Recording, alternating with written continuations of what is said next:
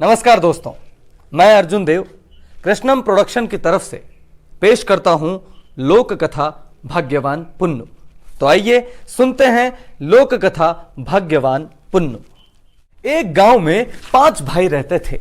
4 भाई तो बड़े परिश्रमी थे, खूब कमाते थे, लेकिन 5वां भाई कुछ भी नहीं करता था। उसका काम था नहाना धोना, भगवान का नाम लेना और रोज 500 रुपये दान करना और तब भोजन ग्रहण करना। उसका नाम था पुन्नु। जब उसकी भाभियों को उसके हाल का पता चला तो सोचा कि ऐसे तो हम कंगाल हो जाएंगे भाई, हैं? ये ऐसे ही दान दक्षिणा करता रहेगा तो खाने पीने के भी लाले पड़ जाएंगे। तो उन्होंने अपने पतियों के कान भरना शुरू किया। भाइयों ने कहा, अरे भाग्यवान, हमारा भाई बड़ी किस्मत वाला है। मां कहती है कि इसके जन्म से ही हमें खाना नसीब हुआ है, इसके किस्मत का ही तो हम खा रहे हैं। लेकिन उनके मन में भी ये बात घर कर गई। उन्होंने सोचा कि आखिर ऐसा कब तक चलेगा। तो वो चारों भाई अलग होने पर आमादा हो गए और अपने माँ बाप के पास पहुंचे। एक भाई बोला कि बापू, अब हमारे अपने अपने परिवार हैं। हाँ, अब तक हम इकट्ठा रहे और साथ में अच्छा समय कट गया, लेकिन अब हम अलग होंगे, अपना अपना कमाएंगे, अपना अपना खाएंगे। बाप ने समझाया कि बेटा, इकट्ठा रहने का बहुत ज्यादा लाभ होता है। सब में सब्र हो, संतोष हो तो समय अच्छे से कट जाता है? और इलाके में दबदबा भी रहता है। आगे आप जानो। दूसरा भाई बोला, बापू ये तो ठीक है, लेकिन अगर हमारा आपस में कहीं झगड़ा हो गया, मार कुटाई होगी तो आप ही की बेइज्जती होगी ना, है? अभी तो हम अपने मन से अलग हो रहे हैं। मां ने कहा, बेटा, हमारा पुन्नु पुत्र बड़े भाग्य वाला है, उसके नसीब का ही हम लोग खा रहे हैं।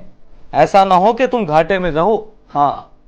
तीसरा बोला कि माँ जी, ये बातें बहुत पुरानी हो गई हैं, कोई किसी के किस्मत का नहीं खा रहा। हाँ, जो कमाएगा वो खाएगा।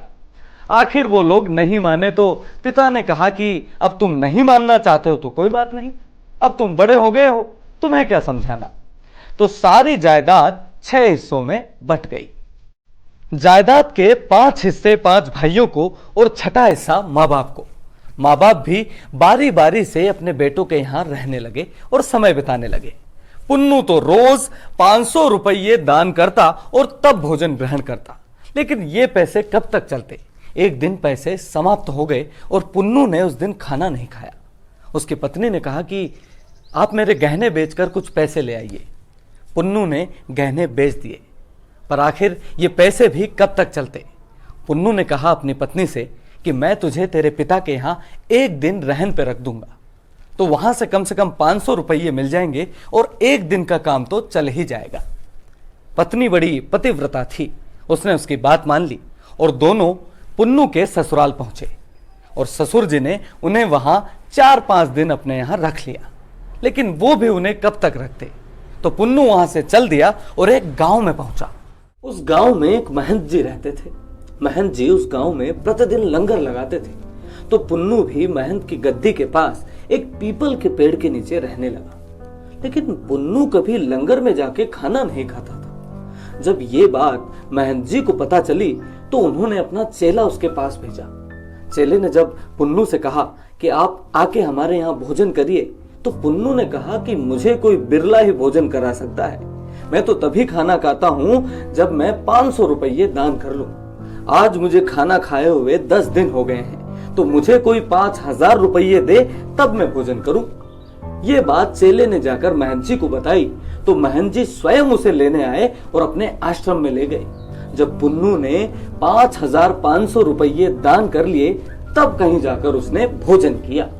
महंत जी को लक्ष्मी जी और अन्नपूर्णा जी की सिद्धियां प्राप्त थी। पुन्नु पे प्रसन्न होके उन्होंने पुन्नु को अपना चेला बना लिया और गद्दी उसके हवाले कर दी।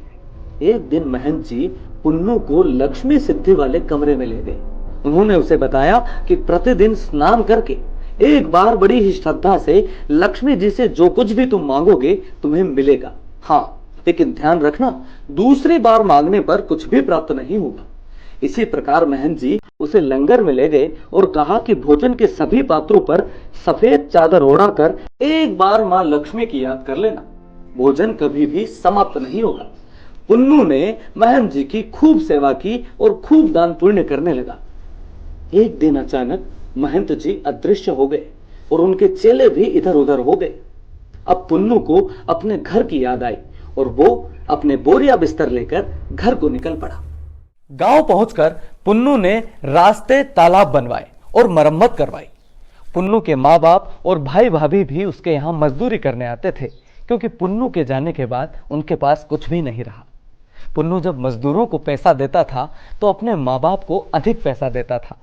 एक दिन ऐसे ही जब पुन्नू अपनी माँ को अधिक पैसे दे रहा था तो उसने एक लंबी सांस ली और अपनी माँ से पूछा, बूढ़ी अम्मा क्या बात है, कोई दुख या तकलीफ?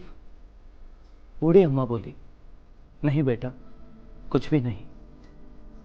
तुम्हारी तरह मेरा भी एक पुत्र था, उसका नाम पुन्नू था। वो भी बड़ा भाग्यवान था। तुम्हारी तरह वो भी 500 रुपये दान करके ही भोजन ग्रहण करता था। पुन्नू ने अनजान बनते हुए कहा, फिर क्या हुआ बूढ़ी अम्मा, क्या तुम्हारा पुत्र मर गया? बुढ़िया बोली, नहीं बेटा, उसके भाइयों ने उसे अलग कर दिया और वो घर बार छोड़कर वहां से चला गया। पुन्नू ने हल्के से पूछा, अम्मा तुमने पुन्नू को कभी ढूंढा भी या? बुढ़िया बोली, ढूंढते कहां ढूंढते उसे? फिर बुढ़िया रोने लगी और बोली कि वो बिल्कुल तुम्हारे ही जैसा दिखता था, बिल्कुल तुम्हारी तरह। बुढ़िया जोर जोर से रोने लगी। पुन्नू से भी अब रहा नहीं गया। वो अपने आप पर काबू न पा सका और अपनी मां से लिपट कर रोने लगा। पिता बड़ा खुश हुआ। भाई भाभीओं को जब ये पता चला कि पुन्नू इतना बड़ा आदमी बन गया है तो वो शर्म से डूब गए। पुन्नू ने सभी को गले लगा लिया और कहा कि वो सब मेरा भाग्य था। पुन्नू उन सबको अपनी गद्दी पर ले गया और वो सब सुखपूर्वक रहने लगे। तो यह थी लोक कथा भाग्यवान पुन्नू। ऐसे ही कई नई लोक कथाओं के साथ हम फिर मिलेंगे। तब तक के लिए धन्यवाद।